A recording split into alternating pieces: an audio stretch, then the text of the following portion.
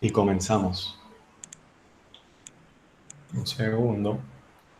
Perfecto. Bueno, buenos días a todos, jóvenes. Espero que se encuentren bien. Me alegro verles, aunque sea en este formato.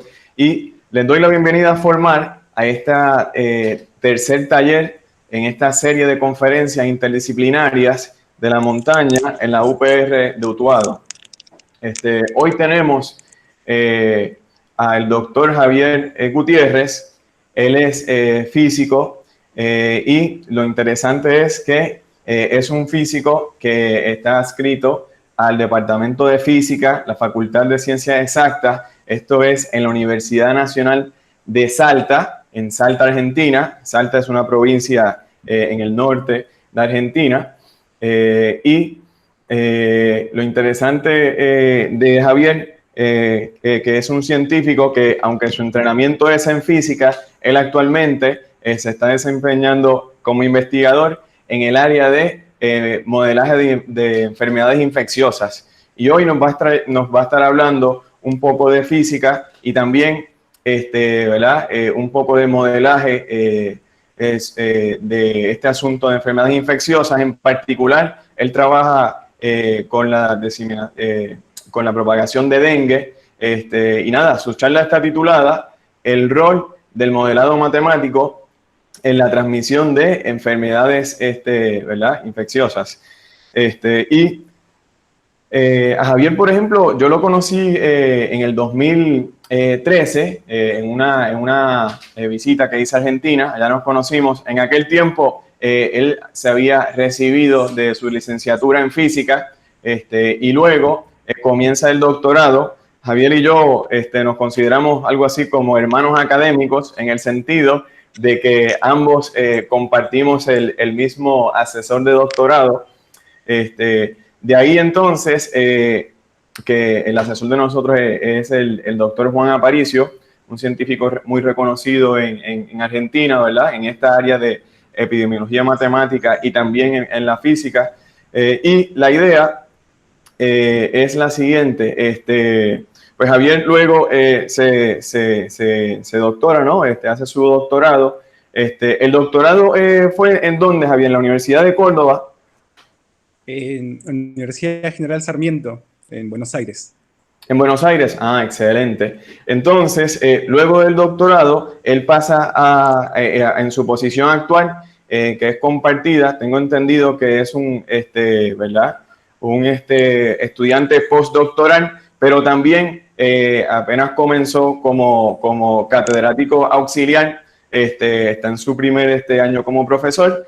¿Verdad? Y lo felicitamos y estamos muy orgullosos por eso. Y para mí es un honor tener a un científico, ¿verdad? En este caso de Argentina, que toda su formación se dio en Argentina y también que es un gran amigo. Pues nada, no les tomo más tiempo. Javier, ¿te parece si los estudiantes tienen dudas, las pueden realizar a medida que tú haces la charla o esperamos al final? ¿Cómo tú quieres que sea el Eh, formato? como prefieran, no me es indistinto. Perfecto. Pues nada, nada, estudiantes, tan pronto ustedes tengan, ¿verdad? Les surge alguna duda, la pueden compartir con Javier y Javier, ¿verdad? Está más que dispuesto en contestarlas, ¿no? Pues nada, que disfruten la charla. Excelente. Javier, todo tuyo. Bueno, gracias, Emanuel. Nuevamente, gracias por la invitación. Y bueno, digamos, creo que no hace falta ya presentarme. Digamos, gracias a la presentación de Emanuel, lo que sí quiero agregar es que vamos a hablar un poco de lo último que estuve trabajando, que precisamente fue una idea que nació trabajando con Emanuel en un verano allá en Arizona, 2016. Y así que le voy a contar un poco cómo es el proceso de trabajo, digamos, desde que se concibió la idea hasta los resultados finales. Eh, bueno, voy a comenzar. Como bien dijo Emanuel, mi formación de base, como se conoce acá en Argentina, es ser licenciado en física. Y en general es muy raro bueno, era muy raro hasta hace poco, digamos, de que alguien que hace física termine trabajando en otras cosas que nada tienen que ver con física. Entonces, algo común que siempre me pasa sobre todo, digamos, con los que fueron mis compañeros, que me decían, bueno, ¿y qué estás haciendo, digamos? Entonces, siempre de ahí me surgió, digamos, la idea de comenzar, digamos, cada vez que me presento, la idea de decir que soy un físico que no hace física, o si realmente es verdad que soy un físico que no hace física. Entonces, digamos, a modo anecdótico, digamos, siempre para, digamos, tirar algunos preconceptos, cuando, digamos, en general, digamos, no solamente yo, sino cualquiera de mis otros compañeros que trabajan en la misma área, cuando decimos que somos físicos, la primera idea, siempre del común de la gente, es pensar en astrofísica, cosmología, saben que son, digamos, noticias que siempre están en boga en todos los medios de comunicación, ¿no? Que se habla siempre de que precisamente este señor dijo una teoría hace más de 100 años y recién ahora se pudo comprobar. Entonces, cuando uno habla de física, siempre se lo termina asociando, digamos, a una cuestión más astrofísica, cosmológica. Si recuerdan, digamos, hace un par de años, en todo el mundo, cuando se hablaba de que el acelerador de partículas iba a entrar en funcionamiento. O sea, en definitiva, digamos, el preconcepto es decir, físico hace física. Y un poco esta charla es para mostrarle de que en realidad, digamos, el físico no necesariamente hace física. Y a veces me pasaba también de que cuando me presento con la gente, gente que no conozco, siempre lo primero que hacen es compararme con series de televisión, decir, ah, bueno, sí, así que sos físico, entonces sos inteligente. Y es nada que ver, digamos, es totalmente distinto y al igual que en cualquier área uno no tiene que ser inteligente, uno tiene que ser constante. ¿Sí? El mismo Einstein decía que cualquier trabajo se realiza con un 5% de inteligencia y el resto es totalmente correspondiente al trabajo. Entonces, la idea, digamos, es que la gente en realidad tiene, digamos, ese concepto acotado de lo que puede hacer un físico. Y a eso viene, digamos, mi charla, un poco. Entonces, digamos, yo siempre digo, bueno, cuando tengo que explicar algo, digamos, porque esto ya es una cuestión general, incluso cuando doy mis clases, entonces siempre me hago un conjunto de preguntas cada vez que quiero explicar cualquier tema, ¿sí? Y entonces lo que uno siempre tiene que pensar cuando va a explicar algo, ¿sí? Es cuál es el objetivo de querer dar una explicación. O sea, uno siempre cuando va a enseñar, a explicar, a trabajar, a hacer lo que fuere, uno tiene que tener un objetivo bien en claro. Al tener un objetivo bien en claro, nos va a permitir lograr cumplir, llegar a esa meta en el tiempo más óptimo. Digo tiempo más óptimo para no decir corto porque todos los individuos somos personas totalmente distintas, tenemos procesos de asimilación distintos, tenemos cuestiones externas que nos desvían del camino, pero en general siempre nuestro objetivo como tal, valga la redundancia, tiene que llegar a que lleguemos a un punto concreto.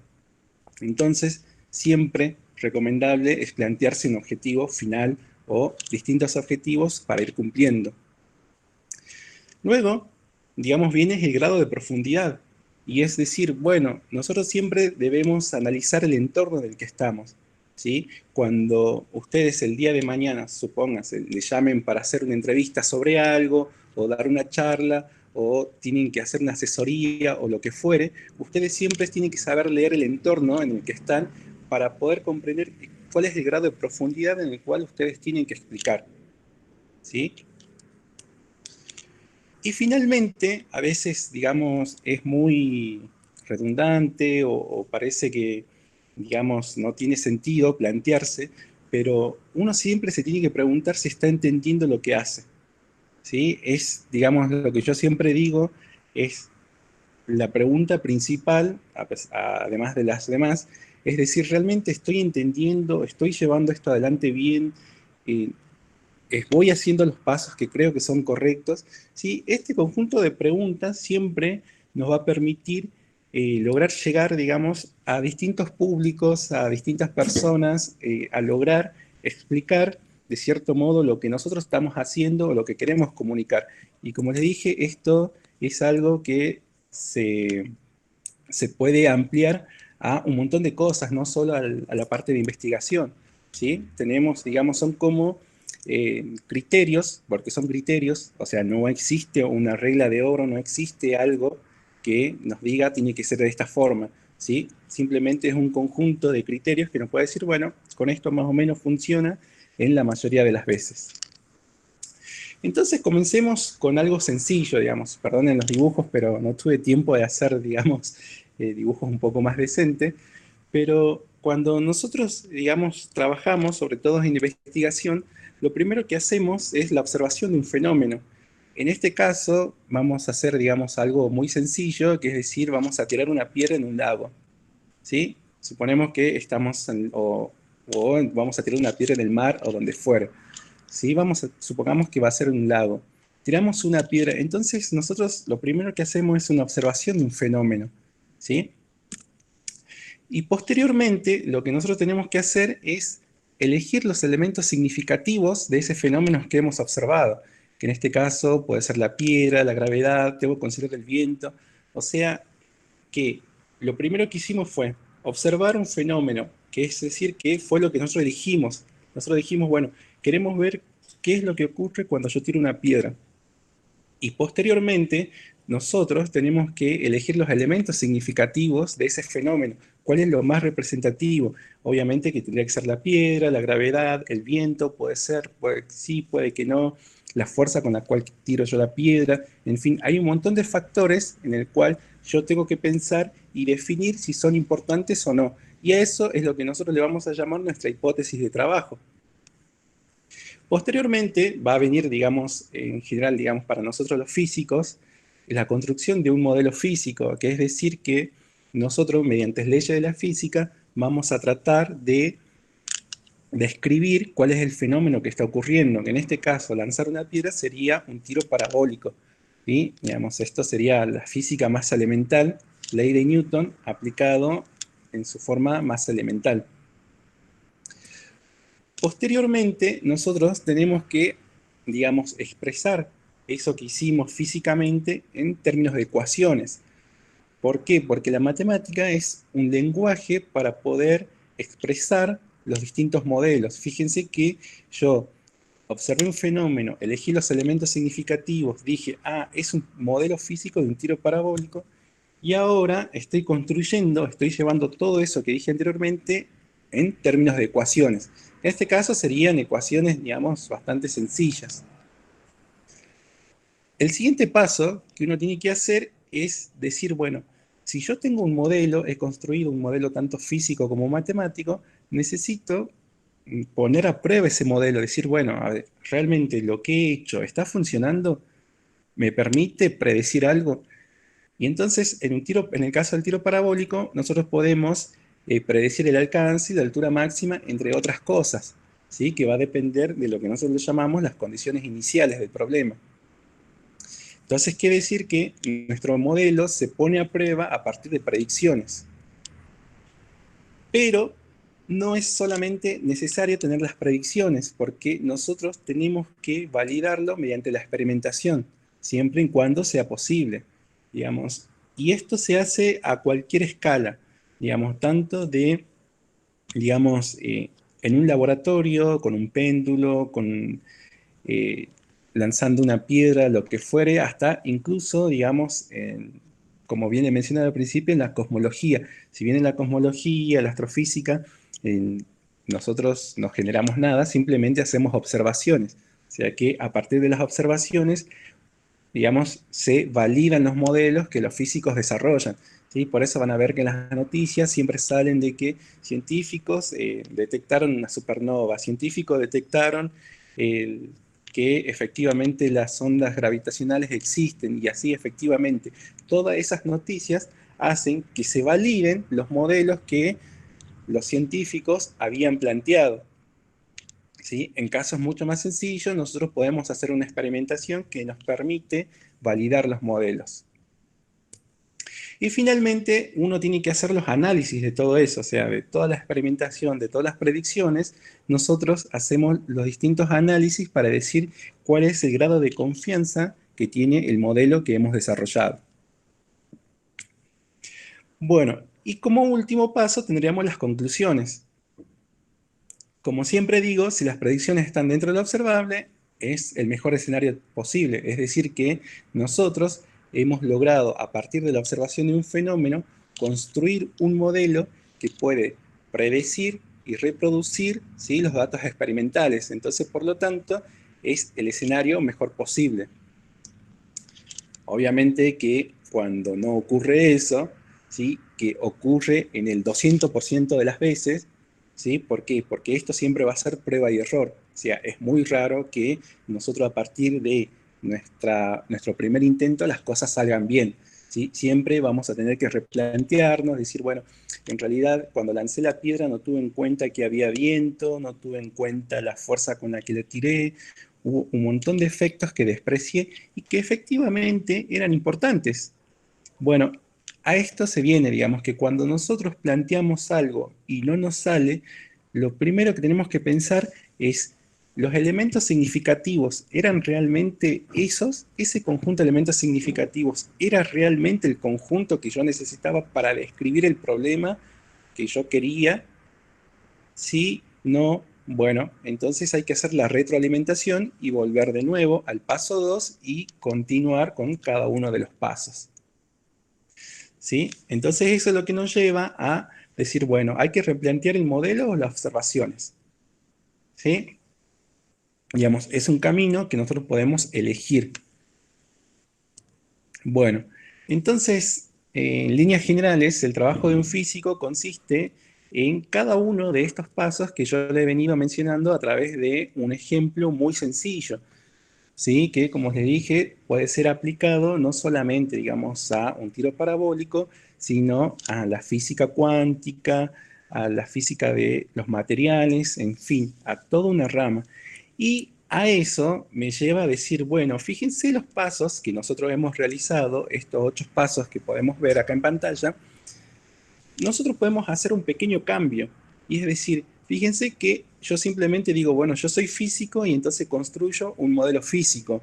Pero en realidad, digamos, ¿qué pasa si en vez de decir, bueno, construyo un modelo físico, puedo construir otra cosa, que puede ser un modelo biológico, un modelo químico, un modelo económico, ¿sí? En fin, es decir que en definitiva, lo que nosotros acabamos de ver son los distintos pasos que se lleva, digamos, que tiene que hacer un investigador, ¿sí? En general, estos pasos son bastante estándar, sobre todo en las ciencias fácticas, ¿sí? Lo que es, digamos, las carreras de de ciencias de las humanidades, ¿sí? Por ahí difiere un poco, ¿sí? Porque, digamos, cuando se trata del comportamiento humano, relaciones sociales, no hay mucho que se pueda experimentar, ¿sí? Tiene que ver más que nada, digamos, con distintas teorías, distintos análisis, teoría subjetiva, en fin. Pero lo que sería, digamos, la ciencia dura, por decirlo de alguna forma, ¿sí? Todo lo que sea, digamos, en base a la matemática, estos son los pasos que cualquier investigador en cualquier área termina haciendo, ¿sí? Y entonces eso siempre me lleva a explicar, bueno, efectivamente, yo soy físico, pero no hago física. ¿Por qué? Porque en realidad decir que uno es físico, uno es químico, biólogo, económico, es simplemente es algo específico, porque en definitiva todos somos investigadores, ¿sí? Todos investigamos ciencia, todos desarrollamos ciencia, todos construimos conocimiento, ¿sí? O sea que los pasos que yo le estoy mostrando acá, básicamente es cómo se puede construir el conocimiento. Bueno, ¿alguna pregunta hasta el momento? Sí. Los micrófonos están abiertos para preguntas, jóvenes.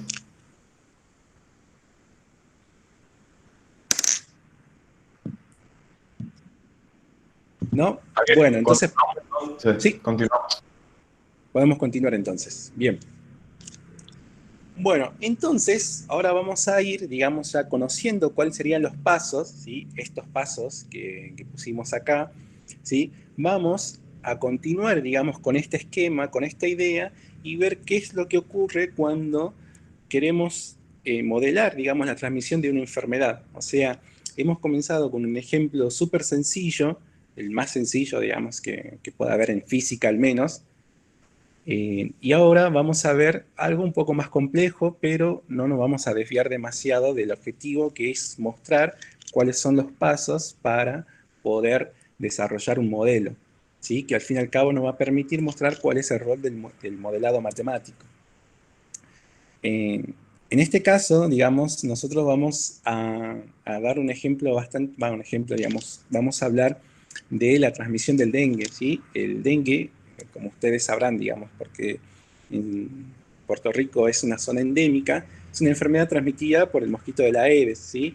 Y sabemos que incluye un ciclo mosquito humano, es decir, que el mosquito sano tiene que picar a una persona enferma, entonces el mosquito adquiere la enfermedad y luego ese mosquito pica a una persona sana y esa persona contrae la enfermedad con dengue y el ciclo continúa, ¿sí? Entonces, digamos, el fenómeno que nosotros ahora queremos observar o tratar de explicar qué es lo que ocurre va a ser precisamente el ciclo de transmisión de la enfermedad del dengue. Sabemos del dengue un montón de cosas, que son eh, 4 cepas, los síntomas, un montón de cosas, ¿sí? Pero en nuestro caso, nosotros nos vamos a enfocar únicamente a tratar de explicar la transmisión de la enfermedad, ¿sí? O sea, es que decir que el primer paso que vamos a hacer es simplificar el problema y no vamos a considerar la multicepa, ¿sí? Vamos a considerar una sola cepa, o sea, vamos a tratar de explicar cómo es la dinámica de transmisión en sí.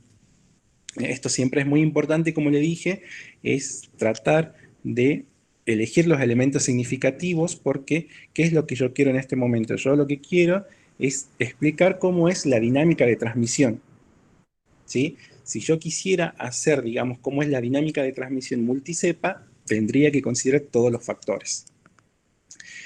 Bien, entonces, en este caso, digamos, nosotros vamos a tener que elegir los elementos significativos del ciclo de transmisión, que obviamente, digamos, lo más importante sería el mosquito y consecuentemente todos los criaderos de mosquitos. O sea, nosotros acá estamos viendo que tenemos un ciclo que es humano, mosquito, mosquito humano.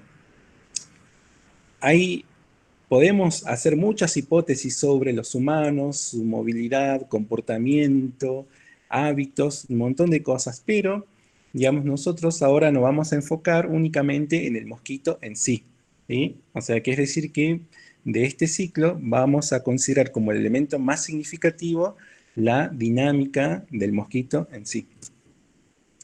Entonces, por lo tanto, nosotros sabemos que tenemos los criaderos artificiales, ¿sí? Que cuando nosotros nos olvidamos alguna llanta, alguna batería, algún recipiente, y llueve, se llena de agua y se convierte en un ambiente propicio para que el mosquito pueda depositar sus huevos.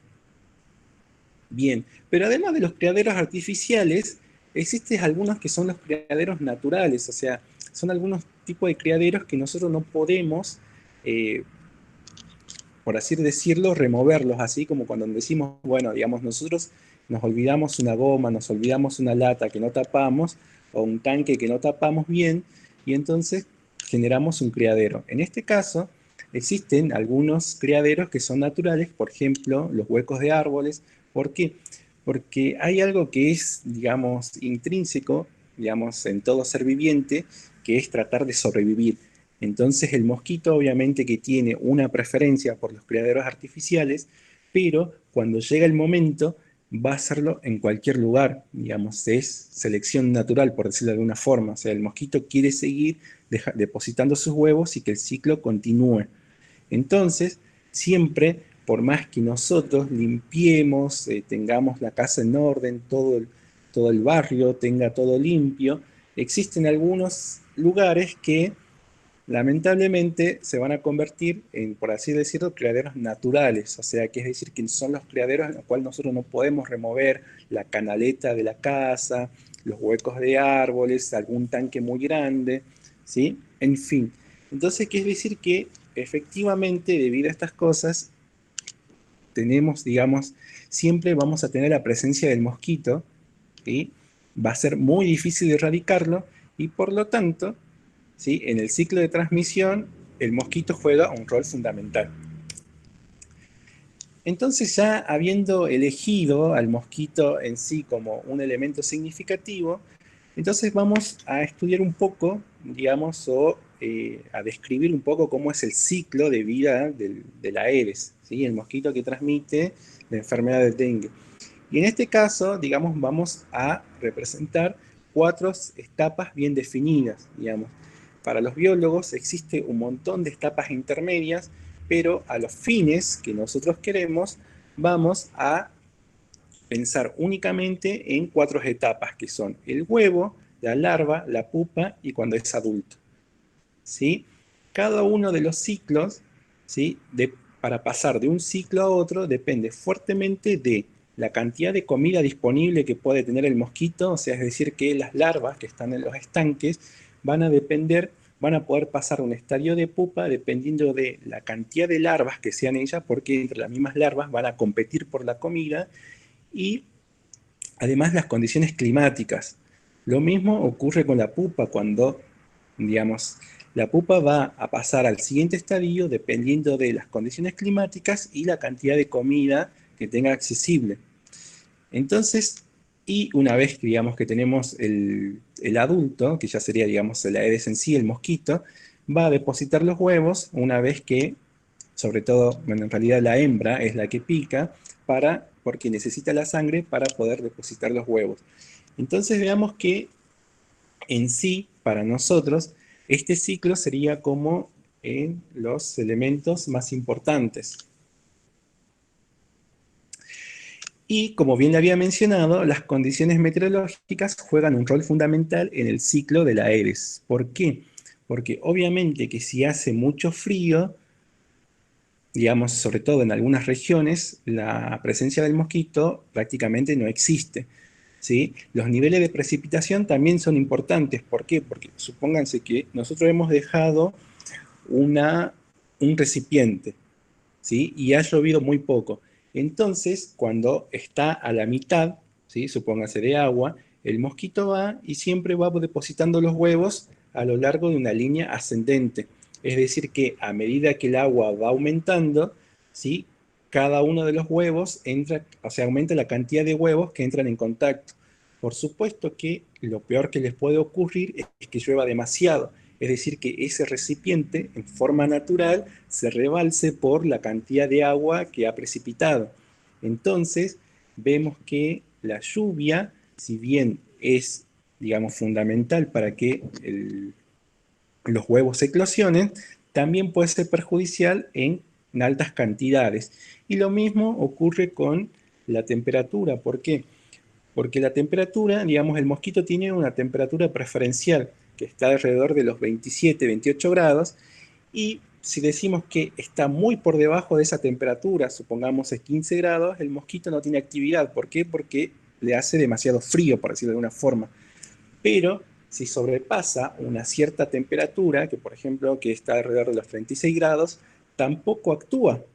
¿Por qué? Porque hace demasiado calor, por decirlo de alguna forma. Entonces, en definitiva, cada una de las variables meteorológicas juega un rol que en óptimas condiciones favorece, ¿sí?, al ciclo de la Aedes, y cuando no son favorables termina perjudicando, ya sea que perjudique por exceso o por defecto, por exceso de lluvia o por defecto de lluvia. Entonces, veamos que, digamos, hemos elegido este conjunto de elementos como lo más importante para construir nuestro modelo. Y entonces, acá le planteo un pequeño esquema de la construcción de un modelo biológico para la población de la Aedes. ¿Sí? Esto que está, digamos, ED y EW serían, digamos, dos etapas de los huevos, que como yo bien les dije, los huevos pueden ser secos, es decir, que están por encima de la línea de agua en el recipiente y pasan a ser húmedos cuando la precipitación es cuando la lluvia logra tocar, ¿sí?, los huevos depositados en el recipiente.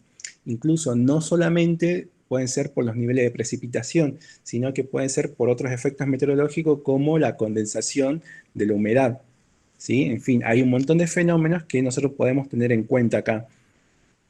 Luego tendríamos las larvas, las pupas, los mosquitos, y yo le he agregado un estadio más que son los mosquitos adultos hembra. porque son los que realmente son los mosquitos que transmiten enfermedad. ¿Por qué? Porque las hembras, como bien les dije al principio, son las que pican para poder depositar los huevos. El macho, el Aedes macho, no pica. En general no pica, ¿por qué? Porque no tiene necesidad de conseguir comida, la sangre es la comida para los mosquitos, para poder depositar huevos. O sea, simplemente se alimentan con glucosa.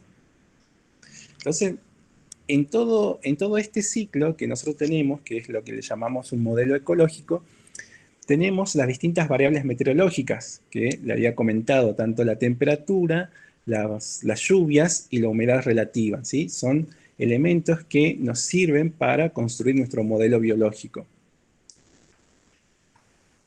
Y a su vez, una vez que nosotros tenemos, ¿sí? Ya hemos enfocado, ¿sí? Toda nuestra energía en construir un modelo biológico de población del mosquito, tenemos que hacer el modelo biológico de la transmisión de la enfermedad, ¿sí? El ciclo de transmisión, como yo bien le mostré, aquí digamos varios pasos adelante, el ciclo, la transmisión, ¿sí? El ciclo de transmisión del dengue incluía un ciclo mosquito humano.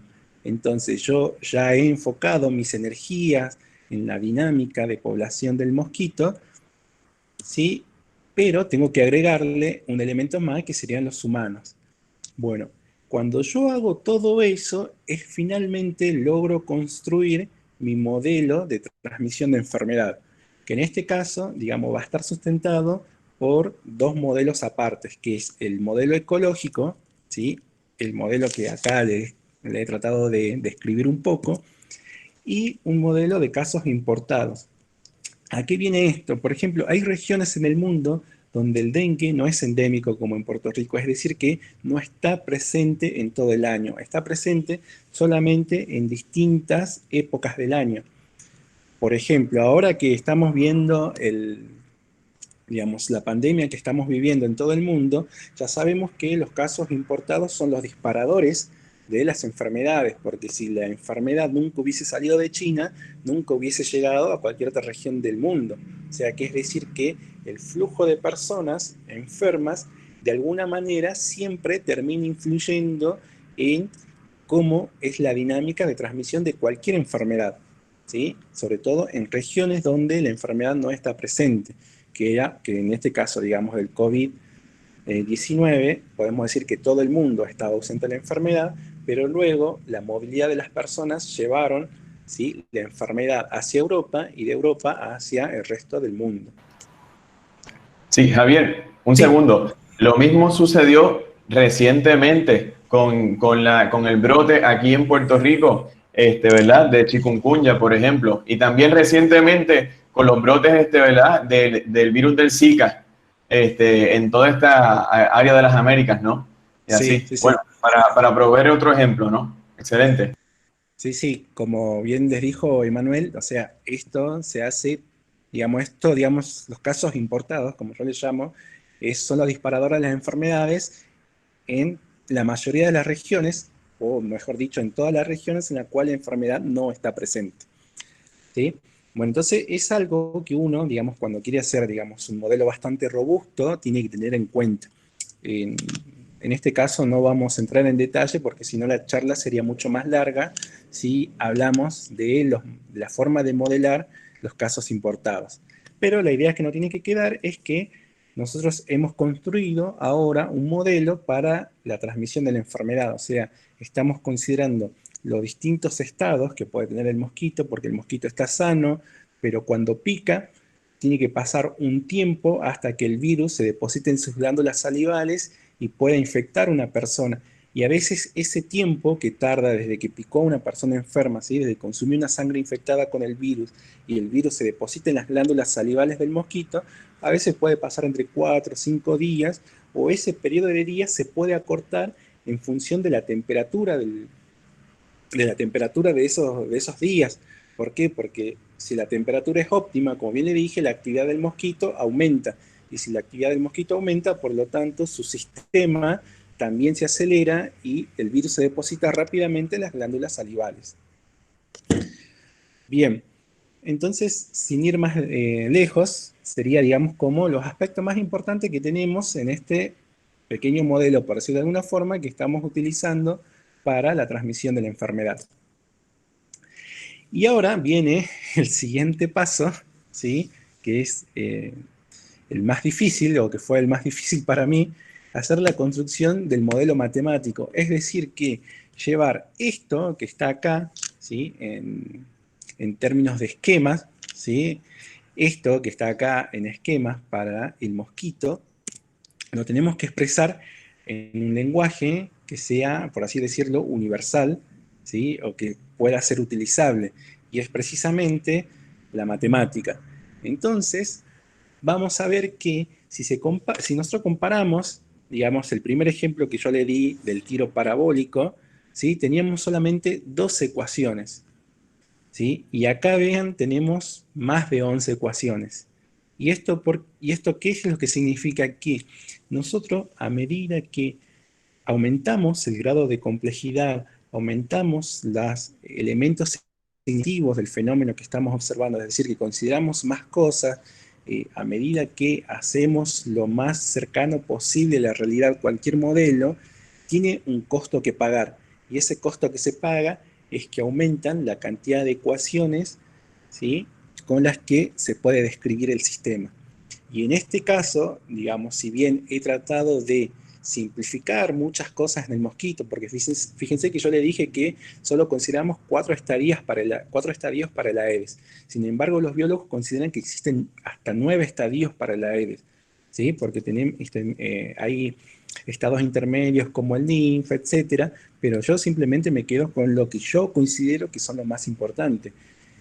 Y hacer eso me llevó a tener todo este sistema de ecuaciones, ¿sí? Que además cada uno de los parámetros y cada uno de los parámetros que están en esta ecuación también son una función que dependen de otras variables, que digamos acá en su mayoría la he expresado, que están dependiendo de la temperatura, la lluvia y la humedad relativa.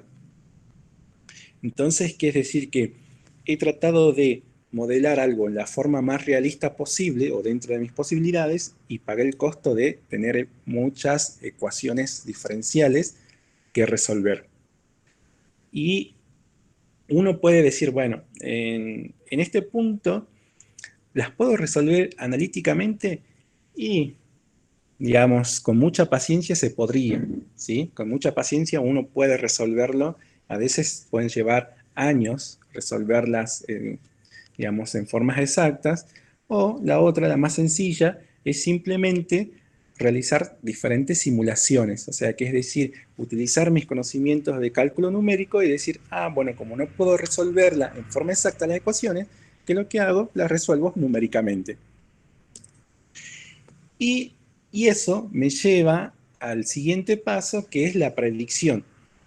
En este caso, en este ejemplo, no voy a andar en detalles, pero digamos, he utilizado parámetros de diferentes trabajos, ¿sí? Y los datos meteorológicos los he utilizado para una pequeña ciudad que está en la frontera entre Argentina y Bolivia, ¿sí?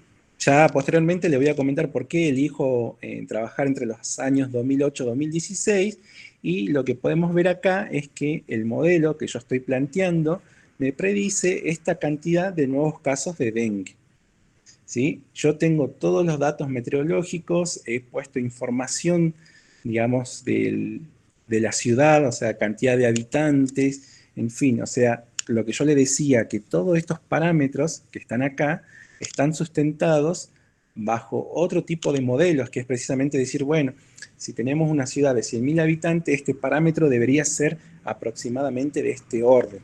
Bueno, todo eso que está de fondo, yo lo he puesto en la computadora, hice mi programa y obtuve este resultado. Entonces dije, bueno, supongamos que esta sería la predicción de mis resultados. Si bien, digamos, es para un tiempo atrás, son las predicciones que yo estoy haciendo con mi modelo en función a los datos que yo con lo que le estoy alimentando. Y por supuesto que tenemos que tener una experimentación, que es decir, validar el modelo desarrollado. Y veamos acá que, digamos, para esta ciudad que se llama Orán, que está en el límite entre Argentina y Bolivia, lo que lo que podemos ver acá con rojos son los datos clínicos, o sea, es decir, que son efectivamente los datos, ¿sí? Los casos reportados. Y entonces acá, digamos, uno tiene que plantearse una cosa muy importante, que es decir, los datos que yo tengo de casos reportados, ¿son realmente ciertos? Y en parte sí y en parte no. Entonces acá viene la primera pregunta que uno se hace, ¿realmente qué es lo que quiero hacer con este modelo? ¿Por qué? Fíjense, cuando ustedes están enfermos, supónganse un resfrío, algo, o sea, es decir, alguna enfermedad respiratoria, no siempre van al médico. ¿Por qué? Porque uno ya tiene, ya dice, ah, no, sí, bueno, todos los años en esta época me enfermo, así que no es un resfrío, simplemente es alergia, por decirlo de alguna forma. ¿Sí? Entonces es decir que de la cantidad de personas, ¿sí?, que se enferman, no todas van al sistema clínico, ¿sí? No todas se reportan en el sistema médico. Entonces, por lo tanto, muchas veces, sobre todo lo que es la transmisión de enfermedad, los datos no siempre reflejan la verdadera cantidad de casos que hay. ¿Sí? Eso es algo muy importante que siempre tenemos que tener en cuenta. Cuando a nosotros en las noticias vemos hoy en día y nos dicen que hay tantas cantidad de casos, ¿sí?, de enfermos de COVID, tenemos que tener en mente que ese número no es el número verdadero, sino que puede haber mayor cantidad de gente, sobre todo, digamos, para el COVID-19. ¿Por qué? Porque sabemos que existen los casos asintomáticos, o sea, la gente que está enferma, pero que no muestra síntomas. Si no muestra síntomas, entonces no va al sistema de salud. O si sus síntomas son muy leves, tampoco va al sistema de salud. O sea, es decir que muchas veces cuando trabajemos con datos clínicos, siempre tenemos que tener en mente que no son la verdadera cantidad de casos que hay. ¿Sí? O sea, que es decir que podríamos haber tenido más. Bien, dicho esto, entonces nosotros hemos planteado el modelo, ¿sí?, que le estaba comentando, y los primeros resultados eran alentadores en algún modo, de decir que, bueno, al menos podemos ver que para algunos años, ¿sí?, el ancho, ¿sí?, es decir, la cantidad de meses que mi modelo dice que hay casos, coincide con la realidad, lo cual muchas veces eso ya es un resultado muy importante. ¿Por qué? Porque yo ahora estoy diciendo que efectivamente las condiciones meteorológicas juegan un rol fundamental, ¿sí? Estoy validando una hipótesis, ¿sí? Si bien no estoy validando, ¿sí?, la cantidad exacta, pero al menos cualitativamente estoy dando resultados aceptables. Y eso ya es algo importante. Obviamente que nosotros a partir del modelo podemos, ¿sí?, como bien les dije, hacer el análisis, decir, bueno, ¿qué es lo que buscamos responder? Yo en principio lo que quería responder era si efectivamente las variables meteorológicas jugaban un rol fundamental. Y de cierto modo he logrado contestar eso. Entonces, en base a esa pregunta, ¿es necesario mejorar el modelo? Y desde mi punto de vista, si yo quería responder, ¿sí?, si las variables meteorológicas eran importantes, no, no hace falta, ¿sí? El modelo ecológico para los mosquitos funciona bastante bien. Pero, ¿sí?, si yo quisiera mejorar aún más mis predicciones, ¿sí?, es acá donde, como yo bien le mencioné, que no iba a entrar en detalles, es hacer uso de la cantidad de casos importados. ¿Sí? Cuando yo hago un modelo, ¿sí?, para mejorar o incluir, digamos, los casos importados dentro de este modelo que he desarrollado, logré mejorar sustancialmente los resultados. Fíjense que en cuanto a cantidad de casos, hubo una gran mejoría, ¿sí? Y eso me da otra respuesta, es decir, que efectivamente los casos importados son muy importantes para regular, ¿sí?, cómo se dan la cantidad de casos autóctonos, o sea, la cantidad de casos que se dan en la ciudad, ¿sí? Y eso también fue un resultado muy importante. Y nosotros podríamos continuar así mejorando muchas cosas del modelo, pero llega un momento en que nosotros, ¿qué es lo que terminamos haciendo? Terminamos forzando el modelo. O sea, que es decir que nosotros antes habíamos construido un modelo para explicar la transmisión, encontramos dos resultados importantes, que era decir que efectivamente las variables climáticas influyen en el ciclo de transmisión, que los casos importados influyen en la forma en que se da la transmisión, o sea, en la cantidad de casos que hay, pero si yo agrego elementos extras, puedo correr el peligro de decir, bueno, está bien, estoy obteniendo, ¿sí? Mi modelo obtiene un ajuste muy bueno, ¿sí? De los casos observados, ¿sí? Pero de cierto modo, ¿qué es lo que estoy haciendo? Estoy forzando a mi modelo, ¿sí? A que me diga lo que yo quiero que me diga, ¿sí? Y eso es algo que siempre tenemos que evitar, porque además, como yo bien le dije al principio, nosotros siempre, en el caso de las transmisiones de enfermedades, tenemos que desconfiar de los datos clínicos. ¿Por qué? Porque los datos clínicos no son totalmente representativos de la cantidad de enfermos que hubo, ¿sí? Entonces, yo teniendo en cuenta eso, tengo que evitar de forzar mi modelo a que me dé lo que yo quiera, ¿sí? Porque en realidad ahí es donde viene una cosa muy importante que tenemos que tener los investigadores, que es ser sincero con lo que estamos haciendo, ¿sí? Hay que tener sinceridad con los resultados y tratar de explicar qué es lo que estamos obteniendo. Como yo bien les dije, nunca vamos a obtener lo que nosotros queremos, o sea, rara vez se da, pero que el resultado sea malo no implica que nosotros no podamos extraer información de eso, ¿sí? Y fíjense que con resultados más o menos malos, por decirlo de alguna forma, o sea, o no tan cerca a los datos clínicos, y yo pude seguir sacando resultados, fíjense, tanto acá como acá, pude seguir extrayendo información, pero de tener un modelo que me reproduce totalmente, puedo haber caído en forzar, ¿sí? Los resultados. Y como anécdota, hay muchos cambios, sobre todo en la física, que se dieron, ¿sí? Hubo grandes cambios. ¿Por qué? Porque los científicos en su momento fueron sinceros y dijeron, digamos, nuestra teoría dice que tiene que pasar esto, pero medimos otra cosa. ¿Cuál es el problema? Y entonces, en vez de decir, estamos experimentando mal, forcemos la experimentación para validar la teoría, dijeron al revés, dijeron, no, el problema está en la teoría, ¿sí? O sea que es algo siempre a tener en cuenta.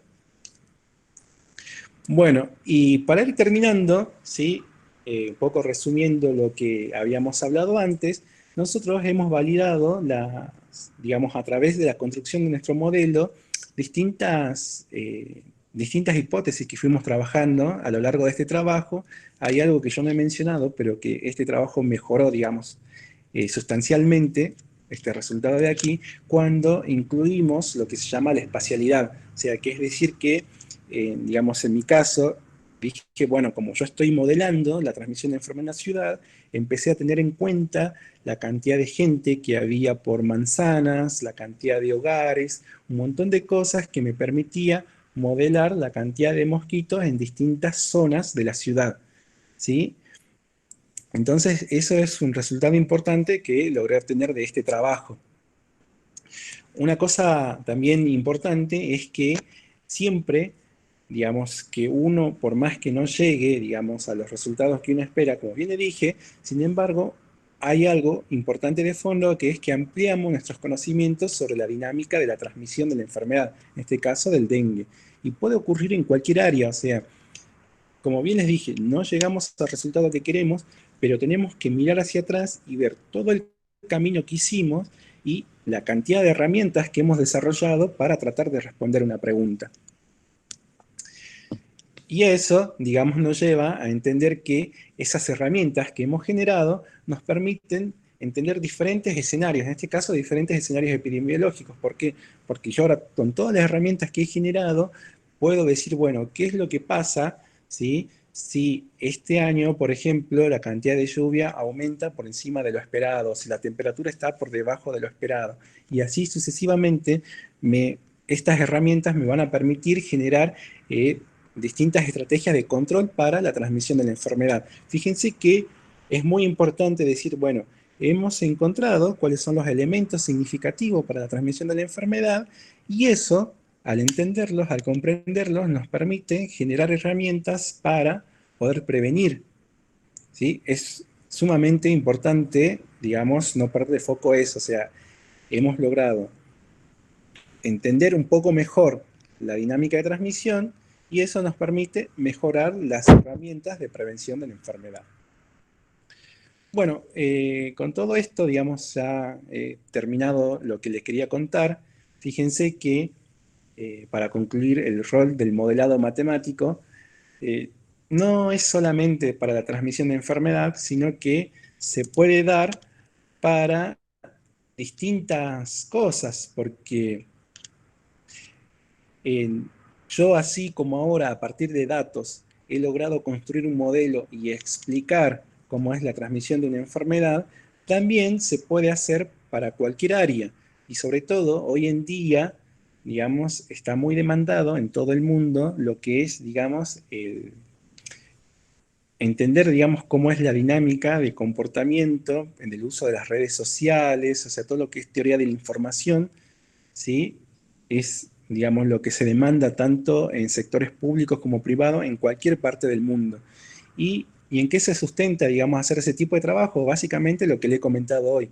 O sea, entender un fenómeno, trabajarlo, tener acceso a la información y sobre todo que sea información confiable y posteriormente generar herramientas para lograr explicar ese fenómeno y esas herramientas permiten plantear distintos escenarios que permiten poder hacer distintos análisis de la situación.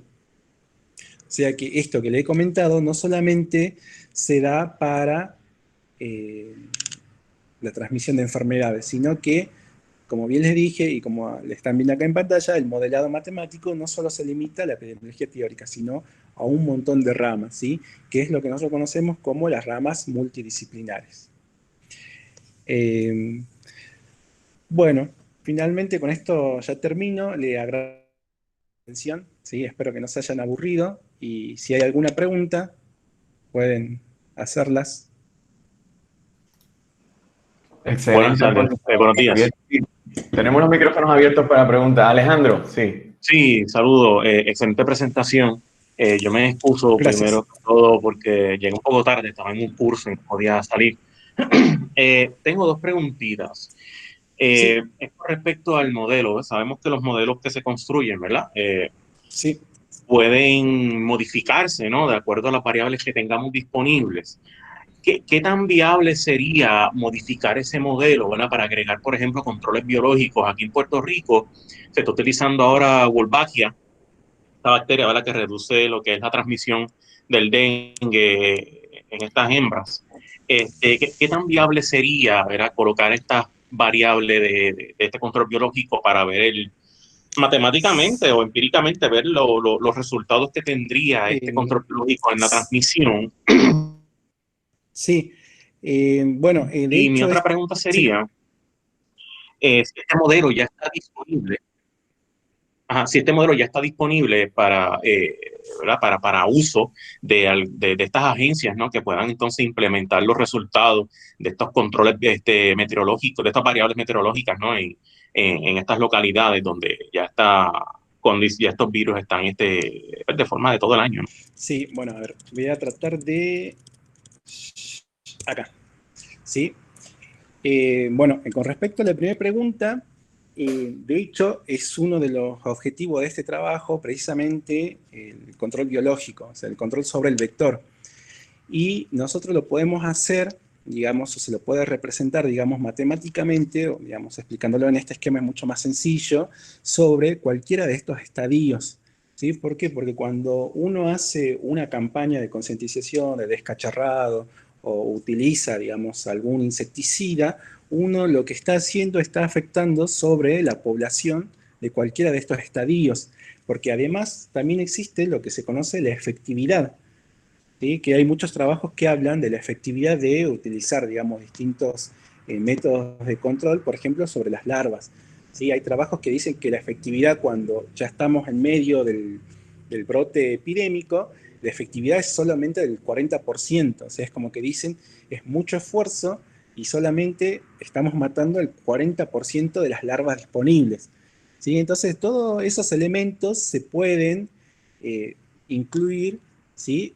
Dentro de estas variables, digamos, en este esquema, es simplemente, por decirlo de alguna forma, es hacer que, por ejemplo, la tasa de mortalidad de las larvas aumente, digamos, en algunos periodos de tiempo que estaría relacionado con las campañas de descacharrados, por ejemplo, o sea, tanto para las larvas como las pupas o los huevos, ¿sí? Lo mismo podemos hacer para el caso de ya del vector en sí, del mosquito, o sea que aumentamos, ¿sí?, su tasa de mortalidad digamos, esto es sumamente sencillo hacerlo numéricamente, ¿no? Porque le ponemos una regla y decimos, bueno, que en tal paso de tiempo la tasa de mortalidad aumente y eso está emulando de alguna forma el uso de insecticidas. Y con respecto, digamos, a la disponibilidad del modelo, digamos, el trabajo ya está enviado en una revista, ya pasó, digamos, por un proceso de revisión y ahora está en el segundo proceso de revisión, y así que espero que, digamos, al menos en el próximo mes, si no es lo que queda de este mes, ya esté publicado el trabajo y en sí esté disponible, digamos, para todo el mundo el modelo utilizado. No sé si con eso respondo ambas preguntas. Sí, gracias, gracias. Excelente. Perfecto. ¿Alguna otra pregunta, verdad? ¿Alguna otra pregunta pendiente? Tenemos hasta las 11:30.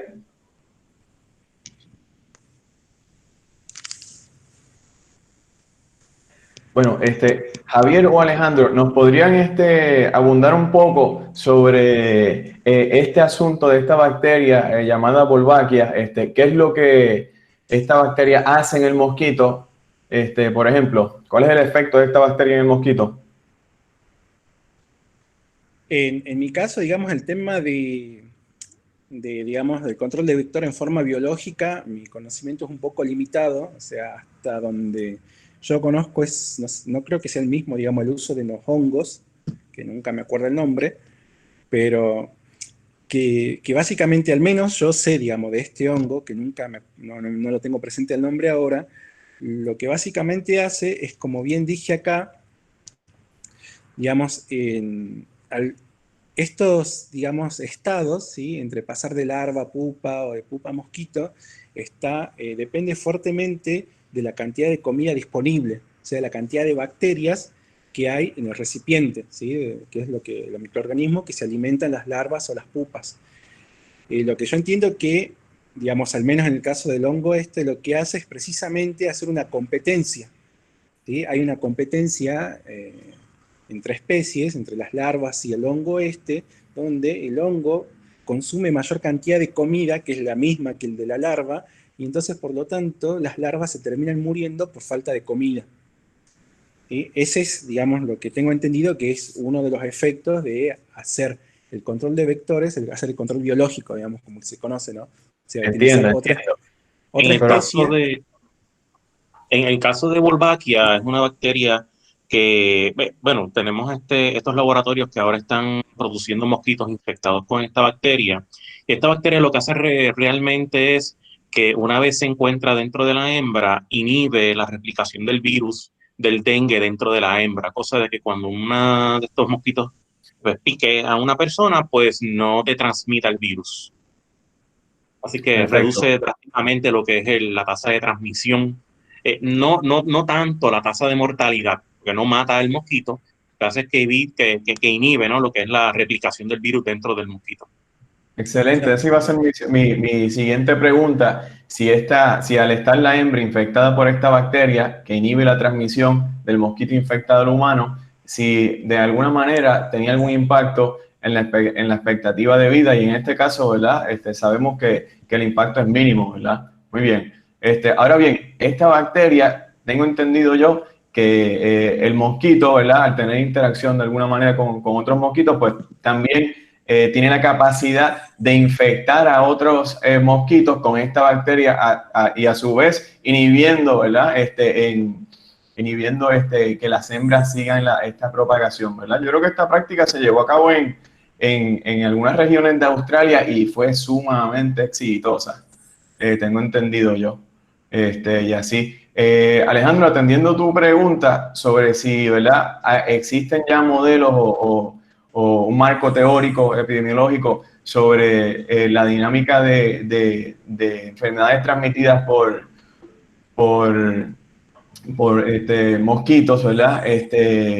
Relacionados a esta bacteria Wolbachia, y sí, desde hace, yo diría que desde hace más de 10 años, ya hay bastante literatura y modelos, ¿verdad? Así, muy parecidos al de Javier, que consideran el impacto en la enfermedad de esta bacteria, ¿ok? Que eso es, en la literatura es muy es conocido, ¿no? Está ese marco teórico, ¿no? Eso es lo que quería abonar. Muy bien. ¿Alguna otra pregunta de parte de los estudiantes? Vamos a atender el chat. No tenemos preguntas. Perfecto. ¿Alguna otra pregunta, jóvenes? Bueno, pues nada, lo dejamos hasta aquí. Le damos las gracias al doctor Javier Gutiérrez. Fíjense que, si ustedes observaron, este es un excelente ejemplo de un trabajo investigativo multidisciplinario o interdisciplinario. Yo hice una lista de algunas de las disciplinas que Javier abarca. Fíjense que Javier tiene el lenguaje como científico para poder comunicarse con entomólogos, o sea, expertos en el estudio de insectos, epidemiólogos de enfermedades infecciosas, ecólogos también, hay un aspecto ecológico en la transmisión de ese mosquito. Él logró hacer el enlace entre el marco teórico, o sea, los modelos, las ecuaciones y los datos recopilados, o sea, que hay un componente estadístico, y también, como ustedes vieron en esas ecuaciones preciosas, ¿verdad? Él incluyó, por ejemplo, eso es pura poesía, ¿no? Bueno, nada, él incluyó también, podríamos decir que Javier obviamente tiene lenguaje para comunicarse con los matemáticos y hacer un análisis matemático, y todo esto también él lo ata utilizando programación, que nos viene de la disciplina de ciencias de cómputo. O sea, estamos hablando que esto es un excelente ejemplo de un trabajo multidisciplinario, ¿verdad? Javier, ¿nos podías comentar en estos minutos que nos quedan con tus colegas de qué áreas ellos vienen? Por ejemplo, ¿verdad? Nos comentaste que estás en comunicación con biólogos, pero así en particular, de los colegas más cercanos a ti, ¿de qué áreas ellos vienen? Bueno, actualmente estoy trabajando con biólogos y con antropólogos, porque uno de los aspectos, digamos, que estamos enfocándonos en el trabajo ahora es precisamente, digamos, el estudio social, es decir, el comportamiento humano y cómo influye el comportamiento humano en la dinámica de la transmisión de las enfermedades, que, digamos, hoy en día, digamos, es mucho más visible con esto de la pandemia, porque, digamos, sobre todo, digamos, si nosotros analizamos el aspecto social de la aplicación de la cuarentena en sí por la pandemia, y hay muchas cosas que se pueden estudiar, hay muchas cosas de las cuestiones sociales, lo que es el comportamiento humano, los hábitos, la movilidad, en fin, la estructura social en sí, porque la movilidad de los adolescentes no es la misma que de los adultos. Entonces, digamos, actualmente me encuentro trabajando en ese sentido, que es decir, que lo que le comenté hoy, digamos, de todo el trabajo con los biólogos que llevé a cabo, ahora le estamos agregando, digamos, al haber introducido un modelo matemático con espacialidad, estamos agregando todo lo que sería el comportamiento humano, porque fíjense que yo he hecho un énfasis en el mosquito en sí, pero ahora nos falta hacer el siguiente énfasis, que es en el humano en sí. Entonces, digamos, en ese sentido, digamos, ahora, digamos, mi trabajo está más relacionado con esta parte, digamos, con la parte social. Claro, y que como hemos visto, como nos ha tocado vivir, que es un componente fundamental este asunto de la espacialidad, ¿no? Muy bien. Sí. ¿Cómo por ejemplo, ya moviéndonos a un aspecto más en detalle, cómo piensas incorporar este componente significativo de la especialidad en todo tu marco teórico? Si nos puedes abundar un poco sobre eso. Bueno, digamos, lo que les comentaba es que, digamos, ya la parte espacial ya está metida, digamos, en este modelo, ¿sí? Ya. Porque lo que estoy haciendo, digamos, para emular la ciudad en base, digamos, a los datos censales, es decir, digamos, el Centro de Estadística de acá de Argentina, cada 10 años hace un relevamiento de cantidad de hogares y personas que viven en los hogares. Entonces, digamos, utilizando los últimos datos censales, logré reproducir numéricamente la ciudad. O sea, que es decir que dije, bueno, cada manzana hay una cantidad de hogares, una cantidad de personas, y a este modelo que está acá lo llevé en forma espacial, ¿sí? O sea, que es decir que he utilizado subpoblaciones para introducir la espacialidad. Y ahora la idea es precisamente, como ya he logrado, digamos, hacer andar el programa, que, digamos, que tiene incorporada la espacialidad, la siguiente parte es precisamente la movilidad de los hospedadores, o sea, de los humanos. O sea, la movilidad de las personas puede estar, digamos,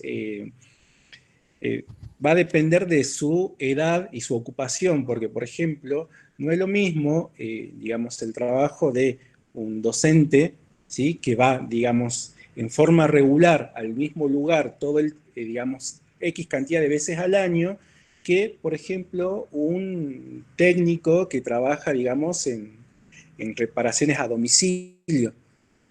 ¿Sí? Entonces, digamos, todos esos datos están disponibles, digamos, en los datos censales, que nosotros sabemos, digamos, la cantidad de gente que tiene determinado tipo de trabajo, y en función de eso, nosotros vamos a hacer nuestras hipótesis sobre la movilidad. ¿Sí? Ese es, digamos, el siguiente paso que estamos trabajando y la forma en la cual estamos introduciendo, digamos, la espacialidad y la movilidad humana dentro de este programa, dentro de este modelo. Excelente, excelente. Pues nada, vamos entonces a agradecerle al doctor Javier Gutiérrez por esa excelente presentación.